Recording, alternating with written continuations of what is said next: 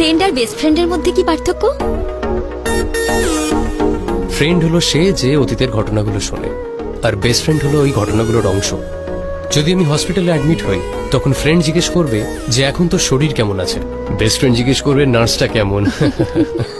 অভি, আজ তুমি খুব মুডে আছো। এটা তো বিয়ারের কেরামতি। বন্ধুত্ব আর ভালোবাসায় কি তফাৎ? সত্যিকারের বন্ধু সেই হয় যে সবসময় পাশে থাকে, কিন্তু যাকে ছাড়া বেঁচে থাকা যায় না সেই হলো আমাদের ভালোবাসা। যে তোমায় ভালোবাসবে তার কাছে তুমি কি এক্সপেক্ট করবে? কান্না। কি বললে? কান্না। আমরা অন্য লোকের সামনে হাসি আর রাগের অভিনয় করতে পারি, কান্নার অভিনয় করতে পারি না।